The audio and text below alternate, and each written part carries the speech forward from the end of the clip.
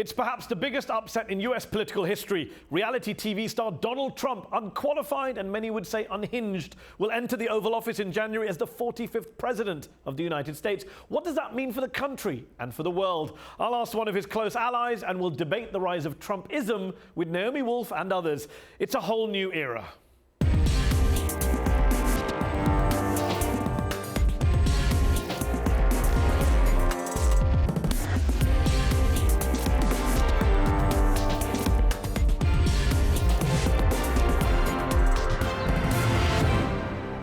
Pastor Mark Burns, thanks for joining me on UpFront.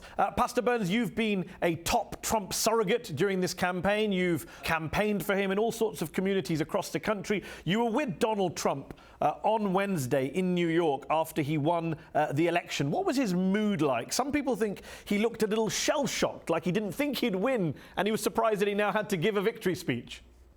No, it wasn't a surprise that he had to give a victory speech, but humbled. I would say very humbled, knowing that the weight of leading our great country is now on his shoulders, and just humbled and contrite. And Donald Trump said some nice words about unifying the country, and then one of his supporters shouted out from the audience, "Kill Obama." A, isn't that outrageous? And B, why didn't Trump or anyone else on that stage denounce that kind of rhetoric at such a sensitive time?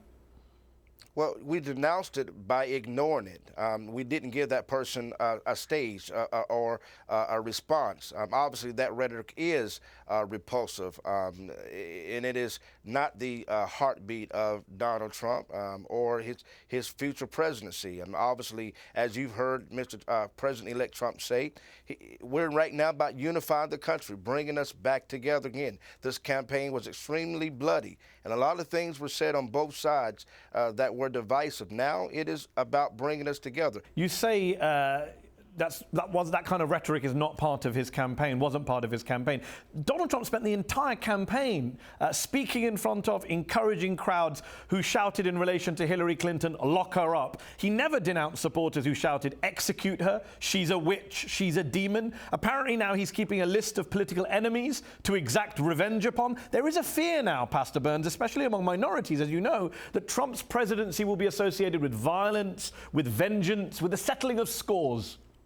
Well, you know, that's your opinion to say. I mean, Donald Trump's critics are going to do what Donald Trump critics do, and that is to simply criticize everything that he does. If he speaks strong, we say he's bullying. If he comes contrite and humbled, we say he's weak, like he did yesterday. No, Donald Trump doesn't have a list of politicians that he is going to show revenge. I think everyone wants to unify the country after what you rightly called a bloody campaign. But do you at the same time understand why so many people in the United States, especially minorities, are worried about the prospect of a Trump presidency, given how he referred to Mexicans as rapists and criminals? He suggested US Muslims would be put on a database, foreign Muslims would be banned from entering the country. He was endorsed by the Ku Klux Klan and a whole host of far-right white nationalist groups. You must understand why minorities are worried. Well, I can understand those minorities would be worried with incorrect information. I mean, what was incorrect? What was incorrect in what I just said? And the Ku Klux Klan did not endorse Donald Trump. See, the point is, yes, until you media, no, they did not. David Duke said, the former and most that famous it would be leader against of the KKK. your heritage. No, what David Duke said it would be against your heritage if you vote for, if you don't vote for Donald Trump. In fact, he said Donald more Trump than that. has disavowed Hold on, Pastor Burns. He said more than hold on, that. let me finish. No, you made your point about David Duke. Let me just respond. David Duke, in fact, said this week, our people played a huge role in electing Trump. As an African-American, surely that must bother you. Well, listen, all I know is this. The minority first of all, this is a democracy. Donald Trump cannot pick who supports him or who don't support him, just like Hillary Clinton. And many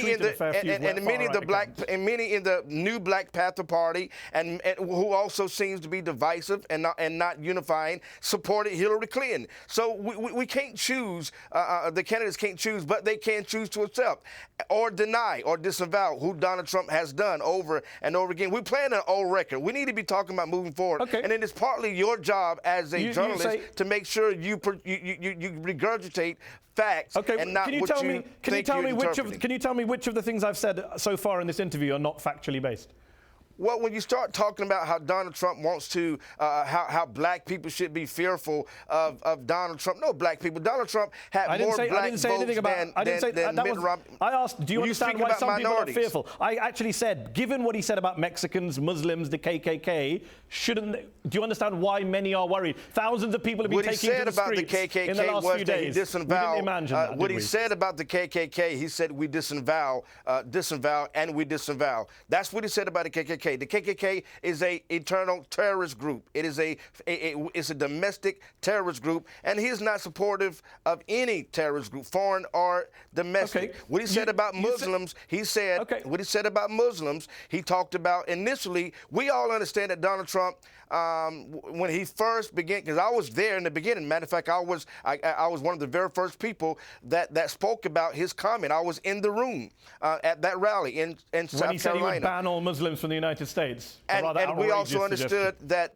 We also understood that his verbiage could have been different, and he later on reshaped what he was trying to say, which is simply this: those Islamic terrorists that do hide, and it is a fact, they do hide behind the faith of Islam. We need to make sure, with extreme vetting, who is entering our country. Are they coming to do damage to the American citizens, which it is the job of the president to protect the citizens of the United States of America? One final question, Pastor Benz. Do you think it's ironic that the first black president of the United States in January will hand over the keys of the White House to a man who had the support, if not the endorsement, of the Ku Klux Klan, and who spent the past 5 years suggesting Obama was born in Kenya rather than the United States? Well, I think it's ironic, and I think it's great that here in America we pass the torch peaceably, without dictatorship, without coup, that the hands of power will be transitioned, as President Barack Obama himself said, that he is going to be a part of the transition team, just like President Bush did for him. He's going to do for soon-to-be President Donald J. Trump. The transition of power will be done peacefully, and they're going to do whatever they can to support President Trump administration so that America is successful. Pastor Mark Burns, thanks for joining me on UpFront. Happy to be here. Thank you.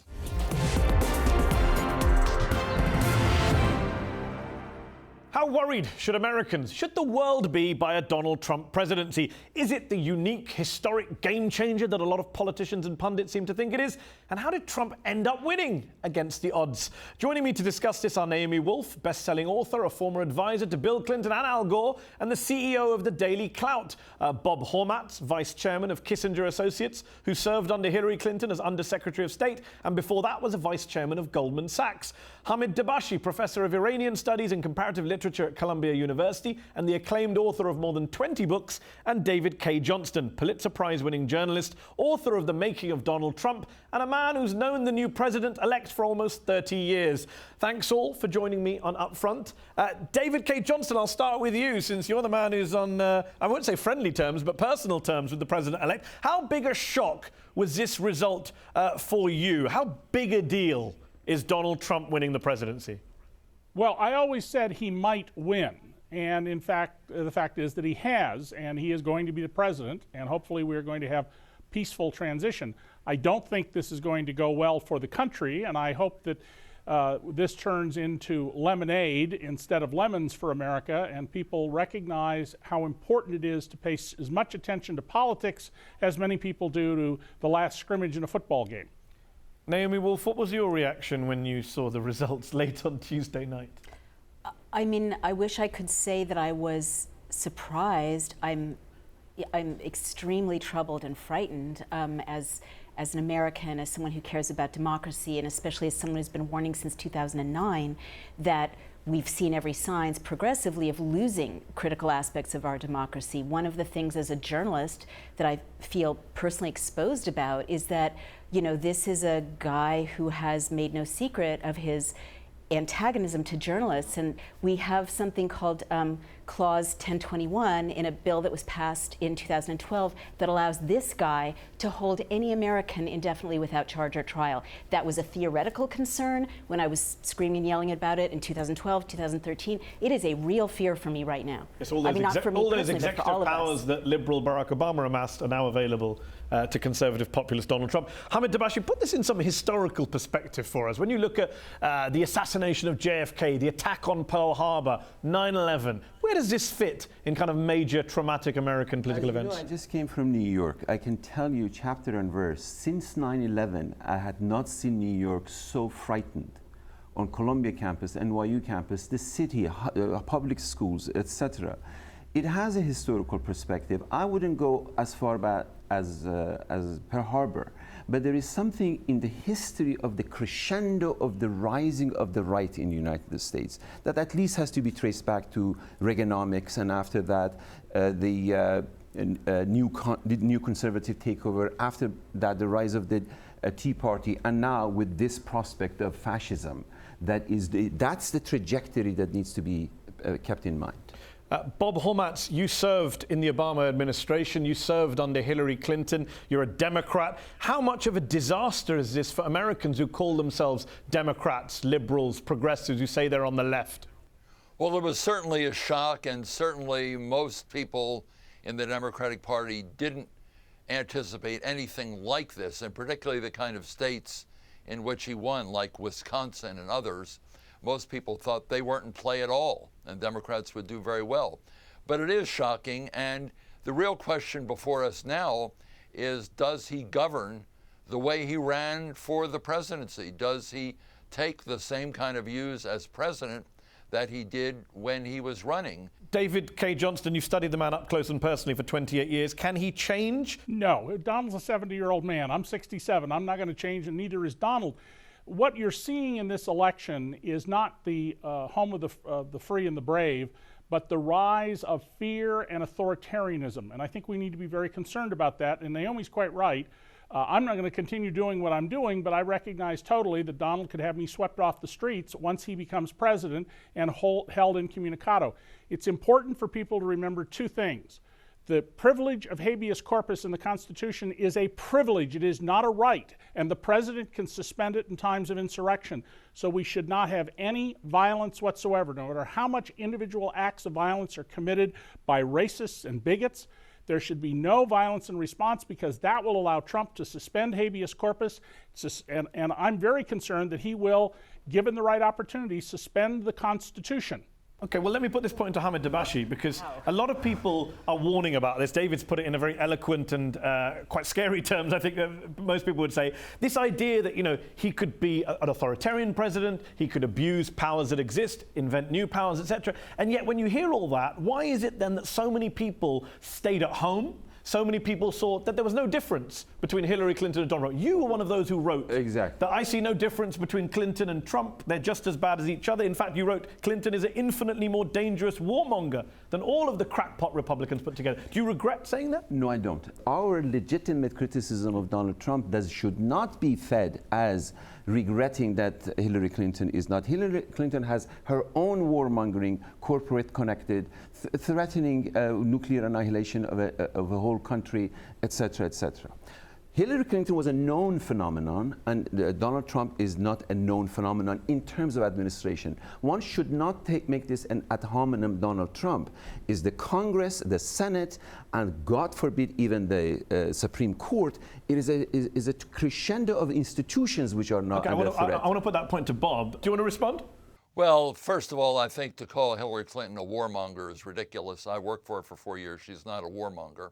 And she's not also comparing her with Donald Trump. She has a lot more experience. She has very good judgment on a wide range of issues. So I don't think that charge is accurate at all. I do think there are a lot of risks with Trump. First of all, I do think the point that he played to anger and fear is correct. He did. But he picked on a stream of thinking that has grown in the United States for the last several years A lot of people feel disenfranchised. A lot of people feel that they have not benefited from prosperity, whereas Wall Street and a number of companies have. A lot of people feel that their problems are not being addressed in Washington. A lot of people feel that money really dominates the political process. Those are all legitimate concerns. The problem is, what are the answers? Do you appeal to anger, or do you try to find constructive answers to some of those concerns? I think Hillary aimed at that, and unfortunately, a lot of people's anger overcame the rational discourse that should have been in this campaign. There's a lot of talk about the left behind, neoliberalism, anti-establishment. I mean, if you look at Trump voters and the studies that have been done, they're not the poorest of the poor. And in fact, racial resentment is what a lot of experts say is driving them, a lot more than income inequality. Hillary actually won more voters, according to the exit poll, amongst the poorest segments of America than Donald Trump did. Right, but are we ignoring the very real issue about racism, white insecurity, minority, majority America? You're mushing together respectfully class and race, and you're missing the nature of the grievance here in America. It is the middle class, and I've seen this in my own lifetime. There used to be a middle class in America. There used to be people who could live together with the rich and the poor in cities because they could afford, to be part of a community that was dense and urban. There used to be a middle class that expected to send their kids to college, that expected their kids' lives to be better than their own lives. That's gone, and it's partly gone because of Mrs. Clinton and President Clinton.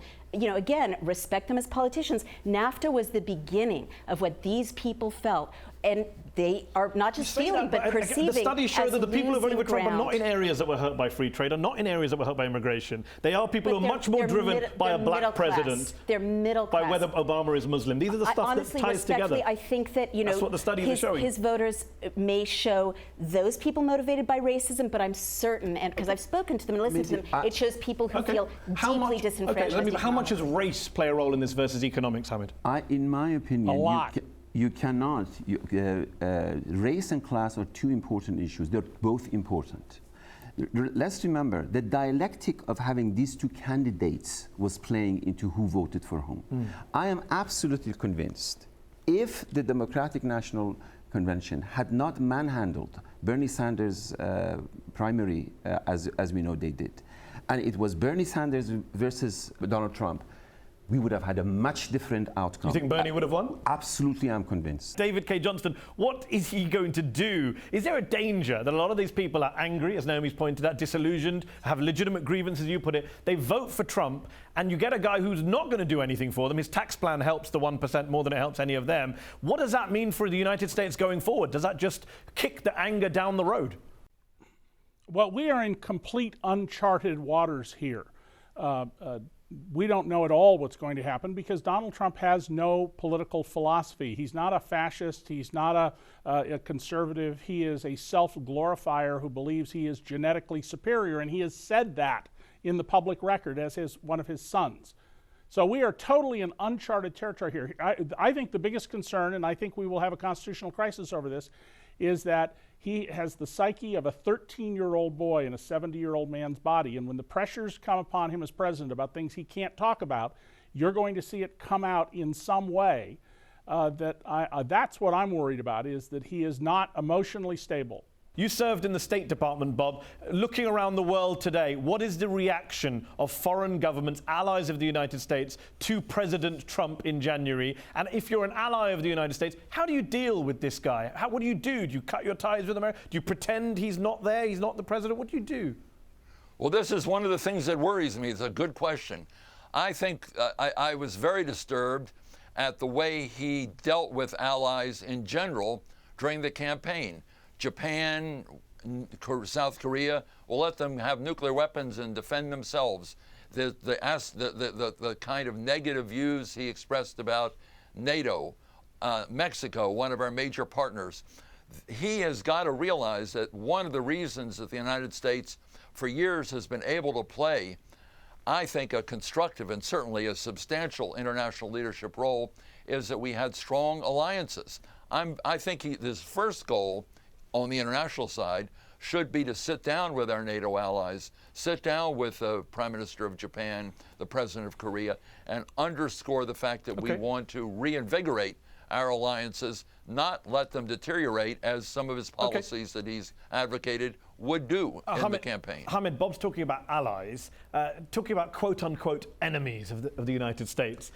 Iran is a country you know well. What's the reaction to a Donald Trump president? What happens to US-Iranian relations? You have to put it, Mahdi, in the geopolitics of the region. And the trouble spots. The trouble spots are Syria, where Iran is, where the Russia is, where the Turkey is, where the Saudis and the Qataris and everybody else is, and Iraq. Now, in Iraq, fortunately, ISIS is on the run. But where is ISIS is going to go? Probably to Central Asia, probably to North Africa. So it is not just a question of the unknown factor, and I do agree that Donald Trump's policies is unknown. We don't know which way he's going to go. But the fact of the very troubled region, all the way from Syria down to Yemen, how is he going to redefine his relationship with masses of billions of dollars of weapons sold to Saudi Arabia at the head of an 11-nation coalition bombing Yemen? If you go from North Africa to Yemen to Syria, there are really volatile situations. And he wants to tear up the Iran nuclear deal, which is probably President Obama's biggest foreign affairs legacy. Having lost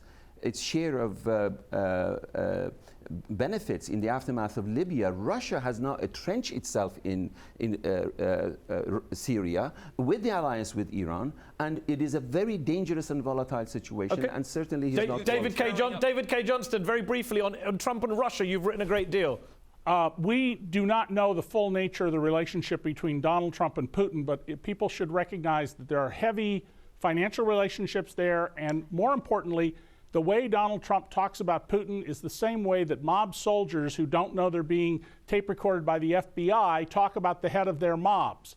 So I suspect there is some deep relationship going on with the oligarchs and Trump that we don't know about. It may well trace to this violent felon, Felix Sater, who's very closely involved with Trump and his business dealings. David Kay, thank you. Naomi, what do you think the world is thinking this week when they see Donald Trump is going to ascend to the office of JFK and Abraham Lincoln and FDR? He's going to be the commander-in-chief of the most powerful military in the history of the world. Right. I mean, our brand was being tarnished, I think, in the last 15 years. But this is definitely a new terrifying message for many people around the world. And 1 in 4 people on the planet is Muslim. And this is a candidate, I'm Jewish, and I've said online, yesterday, Muslims are the new Jews. Like, it feels like 1933 in America to me, in that, this stream of overt, violent, racist rhetoric targeting a group of people who are our friends and neighbors, and who are our neighbors globally. 1 in 4 people on the planet, one of the Abrahamic religions, is being unleashed. So that's one crisis. I think that the issues about his isolationism are also obviously of concern. I do just want to say about that, though, that something that I really think has to stop, and Brexit is a reason it has to stop, and this election, is that elites like us here, we're talking about what America should do in the world as if half of America hasn't said they want a more isolationist position. David K. Johnston has had to leave us. We're running out of time. Bob, there is this sense that Donald Trump, not just against Hillary Clinton, but against his fellow Republicans, against the Jeb Bushes and Marco Rubios of this world, he benefited, he played off that sense of, yes, Americans want to focus on what's happening in America. They're less interested in the debacles abroad. Libya turned out to be a debacle. Iraq turned out to be a debacle. There's no clear choice in Syria. And that resonated with a lot of Americans, didn't it? Yes, failed foreign policies. And it certainly did. And we saw it in the ballot boxes all around the country. I think it is certainly true that with a large group of Americans who feel that they have been left behind, they haven't been listened to, their jobs are in jeopardy, their wages are being pushed down or at least not increasing, and a whole other set of grievances as well. Unless we're able to deal with that, we're not going to be able to have a robust foreign policy because we won't have domestic support for it. I mean, respectfully, you're really dismissing what a lot of these people are saying. They're saying 3,000 American young men and women are dead with a war that was based on lies to the American people. That not dismissing it. Wait, just wait, because they're talking about foreign policy. And 100,000 Iraqis are dead, and Boeing and Raytheon mint money from endless global war on terror that is never going to end. And people get that, and they're saying enough. We are not on board for that foreign policy. And that's not stupid, and I think that's something that, we all have to reckon with. Donald Trump No, is not I'm not dismissing it at all. I think Americans are concerned about just what you've said, wars in which people have lost lives, Wars of large choice numbers of based lives, on and of lies. course. Not just wars, What? bad wars, wars of choice based on lies. Okay, let Bob respond. Let Bob respond as we're nearly out of time. I take your point that most Americans feel that those wars have cost a lot of lives and a lot of money, and are much more reluctant to get involved in international activities of a military nature anywhere in the world. Okay. I take that point totally. We'll have to leave it there. That's our show. Up Front will be back next week.